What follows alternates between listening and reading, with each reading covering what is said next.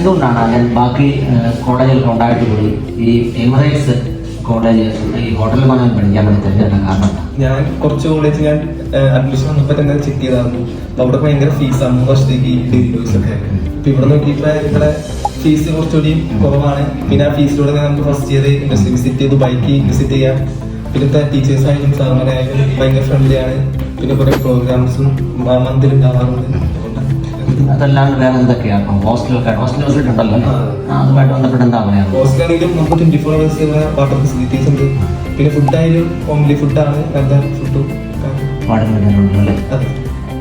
പിന്നെ അതല്ലാണ്ട് for example നിങ്ങൾക്ക് ഇവിടെ ഒരു പാർട്ട് ടൈമിന്റെ ഫെസിലിറ്റി അങ്ങനെ ഫസ്റ്റ് വന്നപ്പോൾ എനിക്ക് ബൈക്ക് ടിക്കറ്റ് പാർട്ട് ടൈം കിട്ടിയായിരുന്നു. ഈവനിങ് സമയം നിങ്ങളുടെ സ്പോർട്സ് ഇവന്റ്സ് വല്ലതും അടുത്തുള്ള നമ്മുടെ ടർഫിലൊക്കെ അങ്ങനെ നിങ്ങൾ പോകാം? ഞങ്ങൾ വീക്കിലി 2 ടൈം ടർഫിൽ പോകാറുണ്ട്. ഇവിടെ ഷട്ടിൽ പോയിട്ടുണ്ട്, ഷട്ടിൽ കളിക്കാം. ഈ കോഴ്സ് കഴിഞ്ഞിട്ട് ഏത് ഡിപ്പാർട്ട്മെന്റ് ആണ് ചൂസ് ചെയ്യാൻ പോകുന്നത്? ഞാൻ പ്രൊഡക്ഷൻ ആണ് നോക്കാൻ. അപ്പൊ ഞാൻ ഇതേ കാര്യം സ്ഥാനത്ത് പറഞ്ഞായിരുന്നു.